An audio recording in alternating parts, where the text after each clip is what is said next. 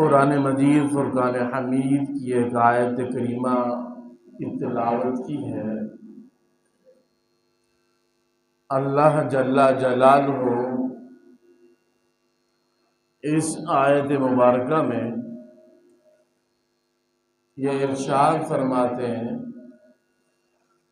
محمد الرسول اللہ، محمد اللہ کے رسول ہیں،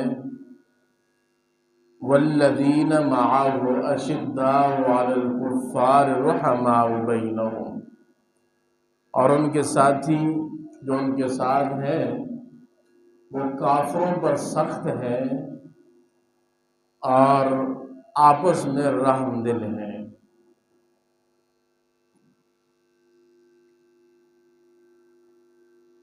تراہم رکعا سجدا یبتغون فضلا من اللہ، دیکھیں گے آپ ان کو کبھی حالت رکوع میں، کبھی سجدے میں، اور اللہ کے فضل کو تلاش کرنے والے ہیں، اور ان کی چہروں پر، پیشانیوں پر اس کے اثرات ہیں، اور یہ وہ لوگ ہیں جن کی مثالیں تورات میں اور انجیل میں موجود ہیں۔ تو میرے بھائیوں، نبی کریم صلی اللہ علیہ وسلم نے جب دعوت و تبلیغ کا اعلان کیا، نبوت کے بعد جب حکم ملا کہ اب آپ اپنی نبوت کا اعلان کریں کہ مجھے اللہ نے نبی بنایا، تو شروع ہی میں آپ صلی اللہ علیہ وسلم کو سب ماننے والے نہیں تھے۔ سب تو خیر آج بھی نہیں ہے جو پاک پیغمبر صلی اللہ علیہ وسلم کو بھی مانتے ہو۔ تو اللہ کے نبی صلی اللہ علیہ وسلم نے 23 سال، چھوٹا عرصہ نہیں ہے، ہم کسی کام پر 2 سال جدوجہد کر لیں تو منہ بھر کر کہتے ہیں 2 سال میرے لگ گئے ہیں بھائی، 2 سال میں نے مسلسل محنت کی ہے، جدوجہد کی ہے۔ تو اللہ کے نبی صلی اللہ علیہ وسلم نے 23 سال دین اسلام کی محنت کی دنیا میں، 23 سال۔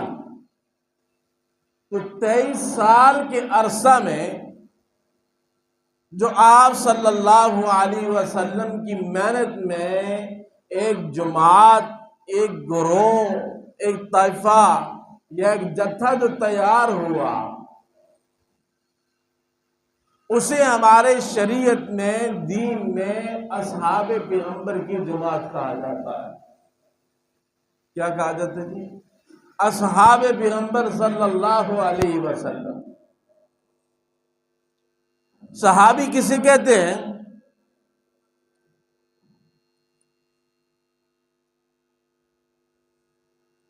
اسد الغابہ فی معرفت الصحابہ ایک کتاب ہے عربی زبان میں، اس کی جلد 1 صفحہ 8 پر ہے، من لقی النبی صلی اللہ علیہ وسلم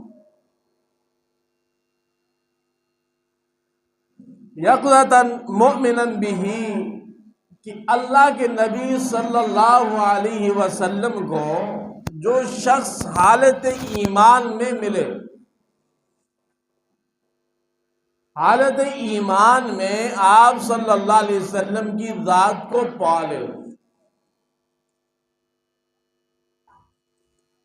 یوں بھی کہہ دیا جاتا ہے کہ جو شخص رسول اللہ صلی اللہ علیہ وسلم کی زندگی میں دین اسلام کو قبول کر لے اور آپ کی نبوت پر ایمان رکھ لے، وہ مات علی الایمان، اور اسی بات کے اوپر مر جائے تو وہ صحابی کہلاتا ہے۔ یعنی جس نے ایک دفعہ رسول اللہ صلی اللہ علیہ وسلم کی زندگی میں بھائی کلمہ پڑھ لیا، آپ کی ذات اقدس پر ایمان لے آیا، آپ کے دور میں اللہ کی وحدانیت کا قائل ہو گیا، اللہ کے پیغمبر صلی اللہ علیہ وسلم کی نبوت کا قائل ہو گیا، مان لیا، اور پھر اسی بات کے اوپر اس کی موت ہو گئی تو وہ صحابی کہلاتا ہے۔ تو صحابی بہت بڑا درجہ ہے بھائی، بولو کیا ہے؟ درجہ ہے۔ دنیا میں آپ پیر بن سکتے ہیں، ولی بن سکتے ہیں، کتب بن سکتے ہیں، ابدال بن سکتے ہیں، لیکن صحابیت وہ رتبہ ہے جو آپ کو ہزاروں پیروں جیسی قوت حاصل کر لو، کتب ابدال بن جاؤ، لیکن صحابی نہیں بن سکتے بھائی۔ کیوں؟ صحابی کوئی محنت کے بل بوتے پر ملنے والا رتبہ نہیں ہے۔ میں رات ساری زندگی عبادت کرتا رہا ہوں، میں لمبے لمبے سجدے کرتا رہا ہوں، تلاوتیں کرتا رہا ہوں، اجر اللہ نے دینا ہے بھائی۔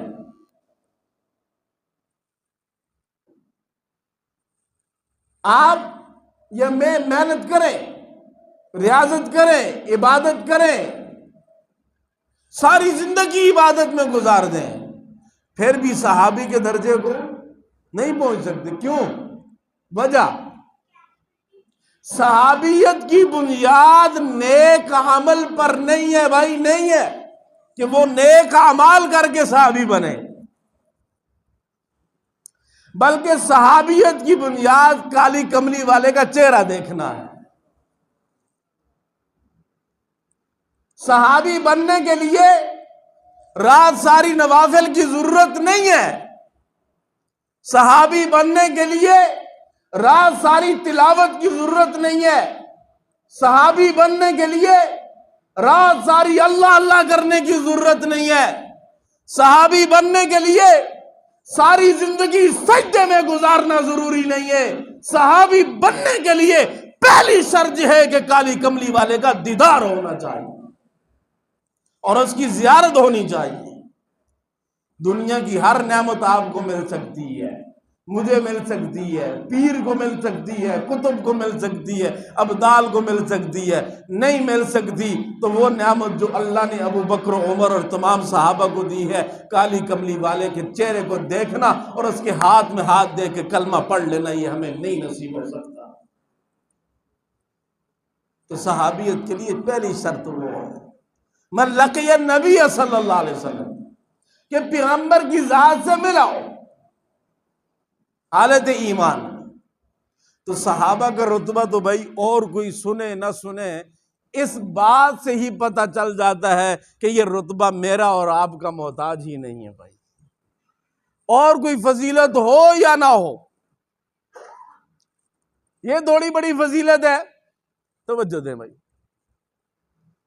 یہ تھوڑی بڑی فضیلت ہے کہ کوئی کہے کہ ابو بکر کون ہے؟ بھائی ابو بکر وہ ہے جس نے سب سے پہلے کالی کملی والے کا کلمہ پڑھا ہے، اس سے بڑی فضیلت اور کیا ہو سکتی ہے بھائی؟ کوئی پوچھے کہ عمر کون ہے تو لوگ کہیں کہ عمر تو وہ ہے جس کے لیے پاک پیغمبر بیت اللہ کے خلاف کو پکڑ کر کہتے ہیں اللہ عمر بن شام دے دے یا عمر بن خطاب دے دے۔ اس سے بڑی فضیلت کیا ہے کہ اللہ کے نبی صلی اللہ علیہ وسلم فرمائے عثمان میری 100 بیٹی بھی ہوتی تو میں یکے بعد دیگر تجھے دیتا جاتا۔ فرمایا مجھ سے اچھا سسر کوئی نہیں، عثمان سے اچھا دماد کوئی نہیں۔ اس سے بڑی فضیلت کیا ہوگی؟ فرمایا علی انا مدینۃ العلم وعلی بابها، میں علم کا شہر ہوں، علی اس شہر کا دروازہ ہے۔ تو بھائی صحابی تعریف میں آپ کو اور میرا محتاج نہیں ہے، اس کی یہی بڑی تعریف ہے کہ اس نے کالی کملی والے کا چہرے کی زیارت کی ہے بھائی۔ میں نے کہا نا آپ ساری نعمتیں اکٹھی کر سکتے ہیں، اللہ دے، سب جمع کر سکتے ہیں، عبادت کر سکتے ہیں، ریاضت کر سکتے ہیں، لیکن وہ آنکھ کہاں سے لائیں گے جس آنکھ نے کالی کملے والی کی زیارت کی ہوگی؟ تو اس لیے بخاری شریف کی حدیث ہے، پاک پیغمبر صلی اللہ علیہ وسلم ارشاد فرماتے ہیں، فرمایا میرا ایک امتی، اب سمجھو صحابہ کے مقام کو، میں نے کہا عمل کی بنیاد پر صحابی نہیں بنتا بھائی، یہ نہیں کہ رات ساری نمازیں پڑھی تو وہ صحابی بن گئے، ایسا نہیں۔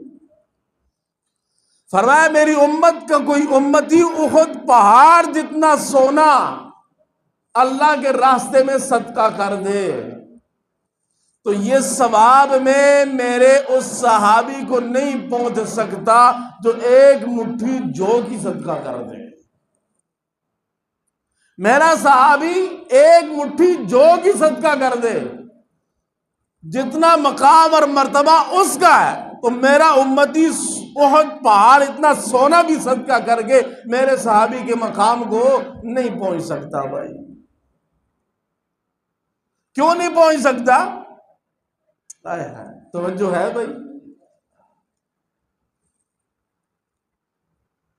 ایک پیر کے مریدوں کو دیکھ کر،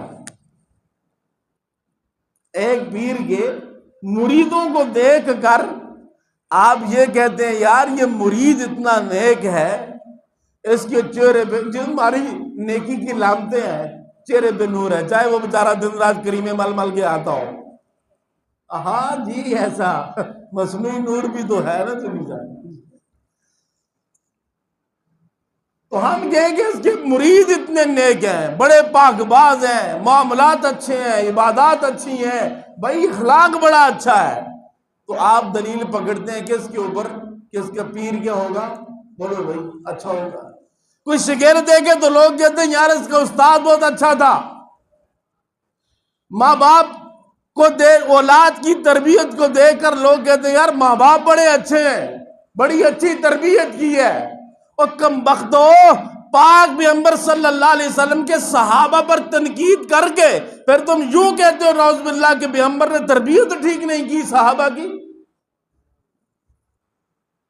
میری اولاد کی اچھائی کو دیکھ کر لوگ مجھے اچھا سمجھیں، میرے شاگرد کو اچھا دیکھ کر لوگ مجھے اچھا سمجھیں، پیر کے مرید کو اچھا دیکھ کر لوگ پیر کو اچھا سمجھیں، تو مجھے بتاؤ پیغمبر کے صحابہ سے اچھا کون ہوگا؟ یہ تو پیغمبر کے اچھا ہونے کی دلیل ہے۔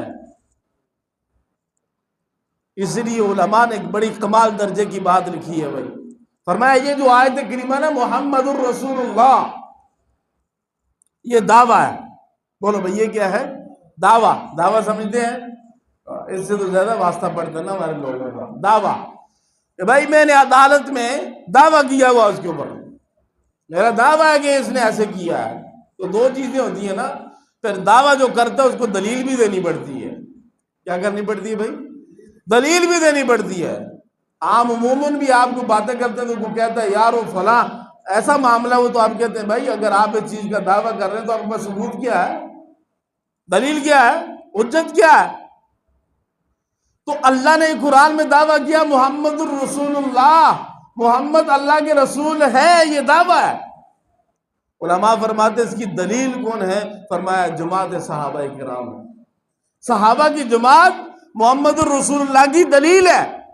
جو محمد الرسول اللہ صلی اللہ علیہ وسلم کو سمجھنا چاہتا ہے اسے پہلے صحابہ کی سیرت کا سمجھنا ہوگا، اسے ابو بکر کی سیرت دیکھنی ہوگی، اسے عمر کی سیرت دیکھنی ہوگی، اسے حضرت عثمان غنی کی سیرت دیکھنی ہوگی، اسے حضرت علی المرتضیٰ رضی اللہ تعالیٰ عنہ اجمعین کی سیرت دیکھنی ہوگی، انہیں معاویہ رضی اللہ عنہ کی سیرت کو دیکھنا ہوگا، عبداللہ بن مسعود کو دیکھنا ہوگا۔ صحابہ دلیل ہے محمد رسول اللہ کی رسالت کی کہ بھئی یہ اتنے اعلیٰ اور اونچے تھے تو ان کا نبی کتنا بڑا ہوگا بھائی۔ تو کسی ایک انگریز کی بات میں نے پڑھی کس جگہ پر، امام محمد رحمت اللہ علیہ جو امام ابو حنیفہ کے شاگرد ہیں، ان کی کتابیں ہیں، جامع صغیر، جامع کبیر، سیر الصغیر، سیر الکبیر، کتابیں ان کی۔ اس نے کہیں امام محمد رحمہ اللہ کی کتابیں دیکھی تو وہ ایمان قبول کر لیا، اس نے کیا کر لیا بھائی؟ کسی نے پوچھا کیسے اسلام قبول کر لیا؟ اس نے کہا چھوٹے محمد کی کتابوں کا یہ حال ہے تو جن کا بڑا محمد ہوگا اس کا کیا حال ہوگا؟ یعنی ایک امتی، امام محمد امتی ہے جن کی فقہ پر ہم چلتے ہیں بھائی، امام ابو حنیفہ کے شاگرد، ان کی کتابیں پڑھ گئے وہ مسلمان ہو گیا۔ کسی نے پوچھا یار کیسے مسلمان ہو گیا؟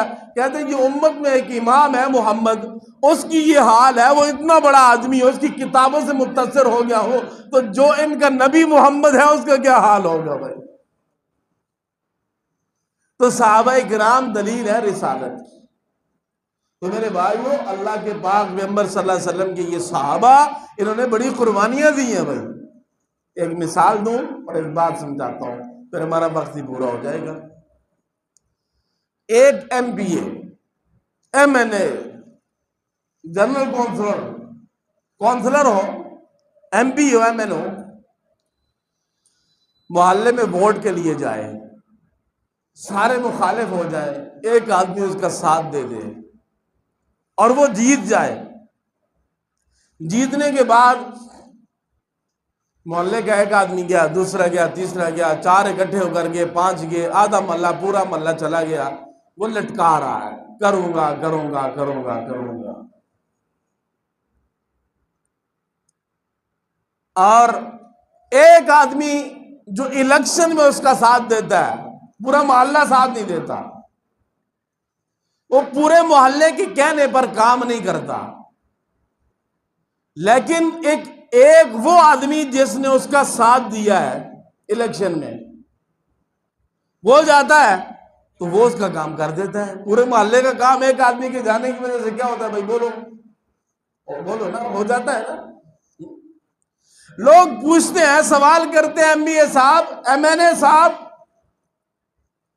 ہم پورا محلہ اکٹھا ہو کر آپ کے پاس آئے، آپ نے وہ کام ہمارا نہیں کیا، لیکن وہ ایک آدمی تنہا آپ کے پاس آیا، آپ نے وہ کام کر دیا، کیا اس ایک کے آنے میں آپ کی عزت زیادہ تھی یا پورے محلے کے آنے میں زیادہ عزت تھی؟ وہ کہتا ہے بات پورے محلے کے آنے کی نہیں ہے، بات اس دور کی ہے جب میں الیکشن میں کھڑا ہوا، میں نے ووٹ مانگا، میں آپ کے پاس گیا، آپ لوگوں نے مجھے رد کر دیا، مجھے گالیاں دی، تانے دیے، ہاں جی، مجھے بھگا دیا، مجھے چھوڑ دیا، میرے لیے مشکلات پیدا کی، لیکن یہ ایک آدمی تھا جو میرے ساتھ کھڑا تھا، تمہاری گالیاں بھی سن لی، تانے بھی سن لیے، تمہارے پتھر بھی کھا لیے، آج وہ میرے پاس چل کر آیا ہے، میں اس کا احسان کیسے بھول جاؤں؟ میرے بھائیو، ایک عام انسان جو ایم پی ایم این اے ہے، ووٹ کے لیے اس کا ساتھ دینے والا، وہ اس کا سہارا نہیں چھوڑتا۔ تو جن صحابہ نے اللہ رب العزت کے دین کے لیے اپنے گھر چھوڑ دیے، اپنا وطن چھوڑ دیا، علاقہ چھوڑ دیا، دیہات چھوڑ دیے، میرا اللہ قرآن میں کہتا ہے اوذوا فی سبیلی، گھروں سے نکال دیے گئے، ان کو تکلیف دی گئی، جنگوں میں پہنچ گئے، بدر میں گئے، قتال کیا، شہادتیں پائیں، بچے یتیم کروائے، بیویاں بیوہ کروا دی، میں رب ان کے اس قربانی سے کیسے ان صحابہ کرام کی اس قربانی سے منہ کیسے پھیر سکتا ہوں؟ جس طرح وہ ایم این اے ایک آدمی کو عزت دیتا ہے کہ انہوں نے میرے لیے پتھر کھائے، تو میرے صحابہ نے اللہ کے دین کے لیے گھروں کو چھوڑا، باہر گئے، میدان میں گئے، لڑائیاں کی، بیویاں بیوہ ہوئی۔ تاریخ میں یہاں تک ہے کہ صحابہ کرام کو تیل کے ابلتے کڑاہوں میں ڈال کر جلا کر راکھ کر دیا گیا، مگر پھر بھی صحابہ اللہ کے دین کے لیے نکلتے گئے، تو میرے رب کو بھی، میرے رب کی رحمت کو بھی جوش آیا، اور میرے رب نے اعلان کیا کہ یہی وہ لوگ ہیں دنیا میں جن کے ساتھ میں اپنے راضی ہونے کا اعلان کر رہا ہوں۔ یہی لوگ ہیں جن کے ساتھ میں راضی ہونے کا کیا کرتا ہوں بھیا؟ اعلان کرتا ہوں۔ تو وہ ایک آدمی دنیا دار، وہ احسان نہیں بھولتا، تو جنہوں نے جس کے دین کے لیے اتنی قربانیاں دی، کیا وہ صحابہ کو بھول جائے گا؟ بولو بھائی۔ اس لیے کوئی بھی اگر آپ کو وہ جی فلاں صحابی نے ایسے کر دیا، اسے کہو تجھے کوئی تکلیف ہے، تجھے کوئی مسئلہ ہے؟ صحابیت کی بنیاد کام پر ہے، عمل پر ہے۔ صحابیت کی بنیاد عمل پر ہے ہی نہیں، پھر عمل کا اعتراض بنتا ہی نہیں ہے تمہارا۔ سمجھ آ گئی بھائی؟ اس لیے کوئی بھی کچھ کہے گا جواب دو بھائی صحابی تو ہے نا، کہ جی صحابی تو ہے۔ او بھائی مثال دے کے سمجھا رہا ہوں، سمجھو صحابی کی بنیاد عمل پر نہیں ہے۔ اگر کسی ایک صحابی سے گناہ سرزد ہو جائے، بالفرض محال اگر سرزد ہو جائے تو صحابیت سے وہ پھر بھی نہیں نکلتا، صحابیت سے وہ پھر بھی نہیں نکلتا۔ تو کوئی بھی کہے تو کہو بھائی صحابی تو ہے نا، کیا جی صحابی۔ دوسرا، تجھے اور مجھے کس نے جج بنایا صحابہ کے معاملات میں فیصلے کرنے کا؟ تو اور میں ہوتے کون ہے؟ پہلے اپنی اوقات تو دیکھنا ان صحابہ پر گفتگو کرنے سے پہلے، جن کے ساتھ اپنی رضا کا اعلان رب قرآن میں کرے۔ 14ویں صدی کا آدمی، بھائی کو پڑھا لکھا ہو یا ان پڑھ ہو، جٹ ہو یا جاہل ہو، سمجھ آگے جی صاحب، کوئی بھی ہو، بھائی اپنی اوقات تو دیکھ۔ 5 وقت کی نماز پر وقت تو صحیح معنوں میں ادا نہیں کر سکتا، اور اعتراض اٹھ کے محمد کے یاروں پہ کرتا ہے، اعتراض حضرت علی پر کرتا ہے، اعتراض حضرت معاویہ پر کرتا ہے، اعتراض ابوبکر صدیق پر۔ اور بھائی اوقات تو دیکھ اپنی، تم ہے کون؟ یہ اس لیے بھائی یہ کہہ رہا ہوں، یہ صحابہ کرام کے متعلق اگر آپ کے دلوں میں نفرت آ گئی نا تو آپ کا دین ختم ہے۔ کیا ہے جی بھائی؟ دین ختم ہے۔ وقت اوپر ہو رہا ہے لیکن میں ایک بات آخری سمجھا رہا ہوں۔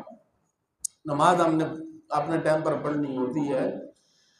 ایک بات سمجھ لو بس، اگر صحابہ درمیان سے نکل گئے تو دین کا کون سا عمل ثابت کرو گے؟ دین کا کوئی ایک عمل بھی ثابت کرنے کے لیے پہلے صحابہ کو ماننا ضروری ہے۔ کیوں؟ بھائی نہ میں، نہ میرا باپ، نہ میرا دادا، نہ پردادا، میری نسل میں تو کوئی آدمی وہاں موجود نہیں تھا، یہ قرآن مجھے کیسے پہنچ گیا؟ یہ قرآن ان صحابہ کی وجہ سے پہنچا ہے۔ کس وجہ سے پہنچا بھائی؟ بولو نا یار، صحابہ کی وجہ۔ یہ نماز کس وجہ سے پہنچی ہے؟ صحابہ کی وجہ سے۔ یہ زکوٰۃ کس وجہ سے پہنچی ہے؟ صحابہ کی وجہ سے۔ یہ قرآن کس سے پہنچا ہے؟ صحابہ سے پہنچا ہے۔ پیغمبر صلی اللہ علیہ وسلم نے صحابہ کو دیا، سکھلایا، بتایا، اور اس دنیا سے اللہ نے واپس بلا لیا بھائی۔ اس کے بعد اس قرآن کو، پورے دین کو امت کے کونے کونے تک پہنچانے والے کون ہیں بھائی؟ بولو اونچی آواز میں بولو، کون ہے؟ صحابہ ہے۔